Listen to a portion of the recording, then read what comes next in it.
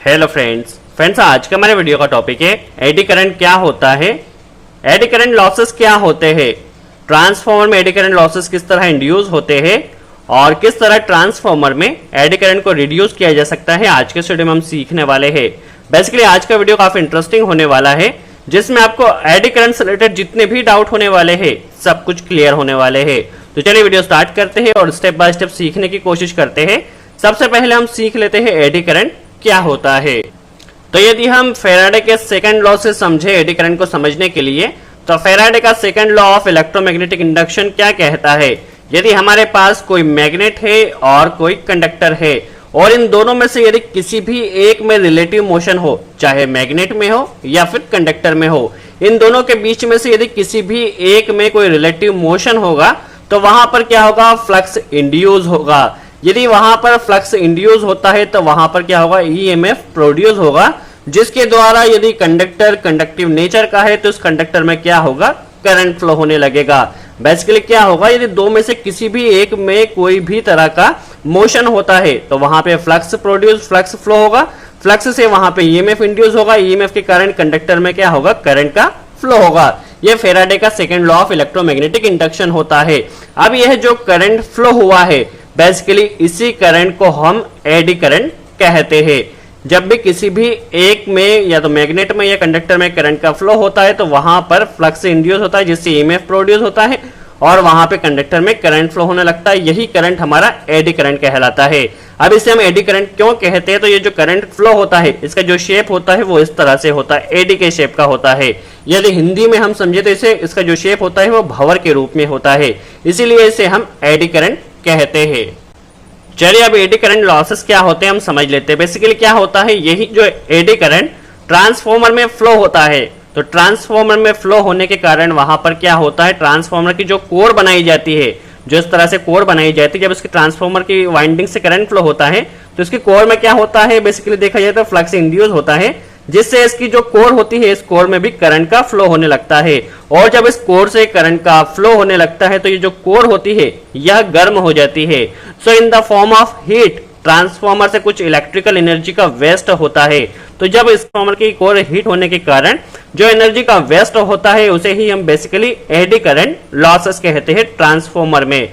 So I hope आपको clear हुआ हो। क्या होता है, जब ट्रांसफार्मर की कोर हीट हो जाती है, गर्म हो जाती है, तो वहां पर जो इलेक्ट्रिकल एनर्जी का वेस्ट होता है इन द फॉर्म ऑफ हीट, वही जो एनर्जी होती है, वही जो लॉसेस होता है उसे हम बेसिकली एडी करंट लॉसेस कहते हैं।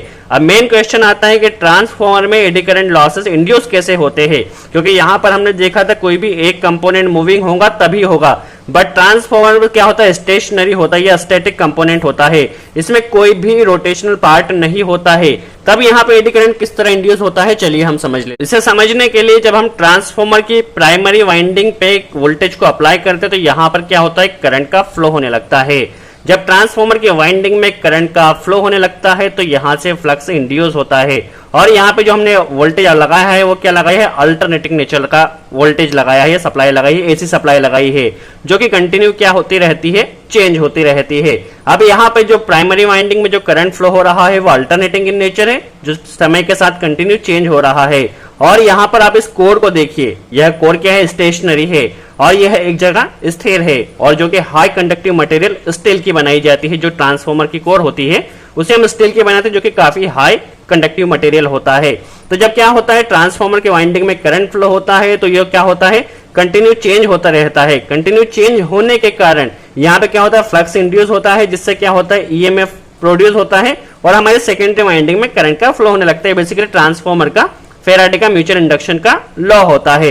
अब हम यहाँ पे समझे कि यहाँ पे बेसिकली देखा जाए तो एडी करंट कैसे आता है। देखिए प्राइमरी वाइंडिंग में करंट फ्लो हुआ है, कंटिन्यू चेंज हो रहा है। जब ये कंटिन्यू चेंज होगा तो यहाँ पे जो कोर होती है यह स्टेशनरी है, आप कोर को कंडक्टर समझ सकते हैं और मैग्नेटिक फील्ड आप यहाँ पे जो करंट फ्लो हो रहा है इसी से समझ सकते हैं। अब कंटिन्यू यहाँ पे सप्लाई चेंज हो रही है, जिससे क्या होगा, इस कोर में भी करंट का फ्लो होने लगेगा, जो कि फैराडे का second law of mutual induction सिद्धांत कहता है। अब इससे क्या होगा, इस कोर में भी करंट का फ्लो होगा, क्योंकि जो कोर बनाई जाती है वह स्टील मटेरियल की बनाई जाती है। अब जब कोर से कंडक्टर जो करंट का फ्लो होगा तो कुछ समय तक कोर से क्या होगा, थोड़े समय तक करंट फ्लो होता रहेगा, उसके बाद हमारी जो कोर होगी वह हीट होने लग जाएगी। हीट होने लगने से वहां पे एडी करंट लॉसेस होता है। तो प्रोड्यूस कैसे होता है, जो करंट फ्लो होता है वो अल्टरनेटिंग नेचर होता है, और यहाँ पे जो हमारे बेसिकली देखा जाए तो कोर स्टेशनरी होता है, जो कंटिन्यू करंट फ्लो होते रहता है। तो इसकी कोर में भी करंट का फ्लो होने लगता है, क्योंकि कोर हाई कंडक्टिव मटेरियल की बनाई जाती है, इसलिए वहां पर भी करंट फ्लो होता है, और इसी के कारण वहां पे ट्रांसफॉर्मर में एडी करंट प्रोड्यूस होता है। सो आई होप आपको क्लियर हुआ हो। चलिए हमें क्लियर हो गया एडी करंट क्या होता है, एडी करंट लॉसेस ट्रांसफॉर्मर में कैसे होते हैं, और ये ट्रांसफॉर्मर में किस तरह प्रोड्यूस होते हैं। अब मेन क्वेश्चन आता है किस तरह एडी करंट लॉसेस को कम किया जा सकता है। तो ये हमारे पास एक एडी करंट लॉसेस का फॉर्मूला है। यहाँ पे WE इज इक्वल टू होता है एडी लॉसेस, यहाँ पर I होता है एडी करंट, और R होता है रेजिस्टेंस ऑफ कोर, कोर का जो रेजिस्टेंस होता है वह होता है। अब एडी करंट लॉसेस को कम किस तरह किया जाता है, चलिए हम समझ लेते हैं। यहाँ पर यदि हम देखें तो जो कोर का जो रेजिस्टेंस होता है, यदि हम इस रेजिस्टेंस को बढ़ा दे, इस रेजिस्टेंस को, कोर के रेजिस्टेंस यदि बढ़ जाएगा तो हमारा एडी करंट लॉसेस कम हो जाएंगे।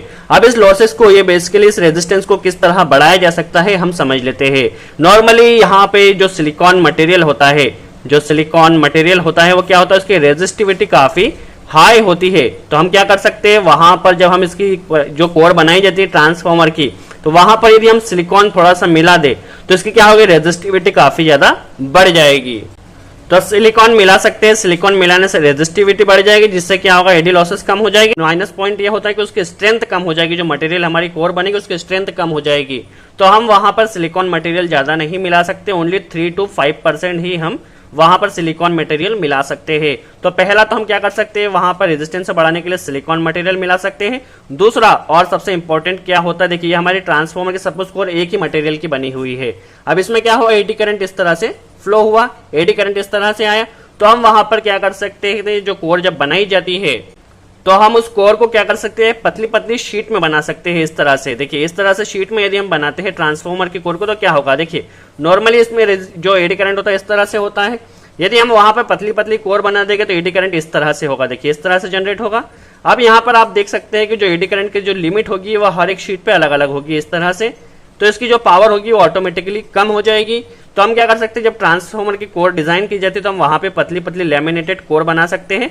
इस तरह से पतली पतली कोर बनाने से इसकी एडी करंट काफी कम हो सकता है। प्लस यदि हम एक दूसरे के बीच में अच्छा इंसुलेशन लगा दे या लैमिनेशन लगा दे, तो लैमिनेशन लगाने से भी रेजिस्टेंस क्या होगा, कम हो जाएगा, और रेजिस्टेंस कम होगा तो हमारा एडी करंट लॉसेस ऑटोमेटिकली कम हो जाएगा।